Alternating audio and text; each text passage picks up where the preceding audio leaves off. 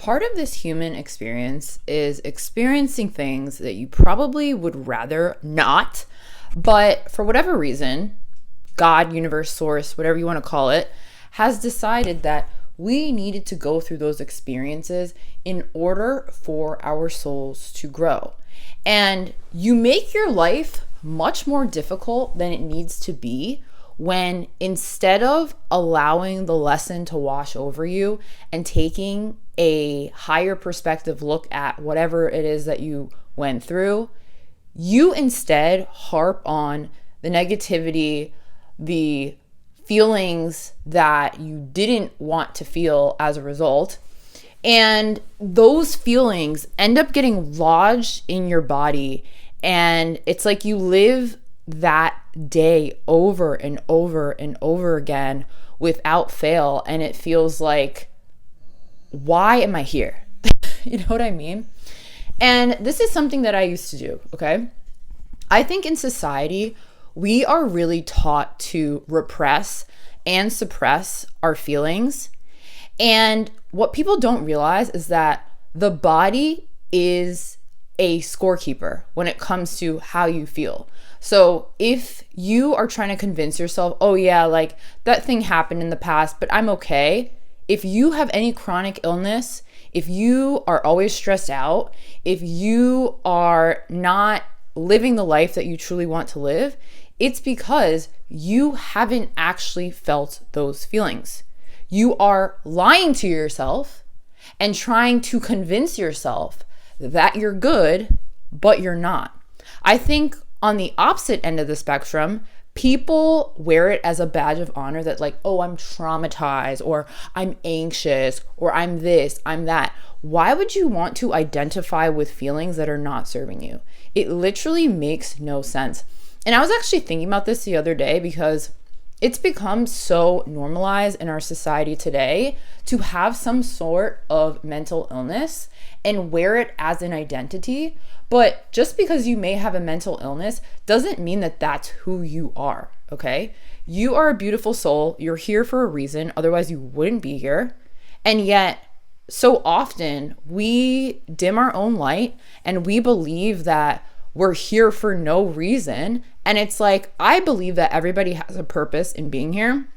What that purpose is, only you and God know, okay? But if you're not even taking the steps to heal from the traumas that you've been through, that your body is holding on to as a result, you're never going to be able to actually uncover what that purpose is.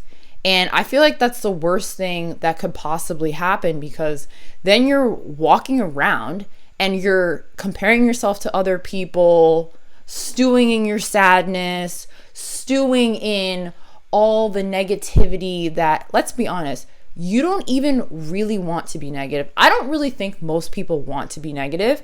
I think being a negative person is a way for people to get attention.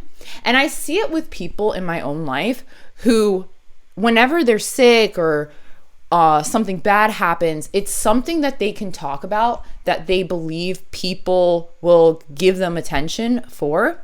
And I'm at a point in my life now, I don't know about you, but negative people, I stay as far away from as possible, because if you have a dark cloud around you, why on earth do I want to be affected by that cloud? I don't think anybody owes you getting involved with your dark cloud. Like, you have to deal with your dark cloud on your own. And then once you've processed those feelings, instead of repressed or suppressed them, then the sun can come out on your life and on the lives of others. Because then when you work through something, you can now show someone else who's going through a similar thing that they can do the same, okay? As the saying goes, iron sharpens iron. Why not be that person who can be the sharpened iron, who's sharpening other people's iron when it comes to how to emotionally regulate and how to literally be the best version of yourself? And I don't understand why we think that it's a good thing to be in this place of feeling like a victim. For so long in my life, it felt like I was a victim, but it was because of the beliefs that I held about myself, the beliefs that I held about the world and how I fit into it. And one of the things that you're always in control of is how you perceive yourself as well as the world that you live in. If you're perceiving yourself and the world that you live in as an unsafe place, well, you can't be surprised when it's unsafe, because that is the belief that you hold, okay? So if you want to truly transcend a lot of those negative feelings that you've had, the traumas that you've experienced in the past, you have to come to a place of acceptance that those things happened. The feelings that you had with regard to those experiences, people, places happened. But how can you look at it from a perspective that is going to help you move forward in your life, rather than from a perspective that is limiting, that puts you in this permanent victim state? Because it's not fair to yourself. It's not fair to other people. And I think so many people don't realize how powerful each of us are. When you do the healing work, you have an immediate effect on everyone around you. Everyone. And I was thinking about this yesterday, because if you heal and you just simply go into your local coffee shop, you are going to be more of a light than usual. And you never know the impact that that could have on someone, okay?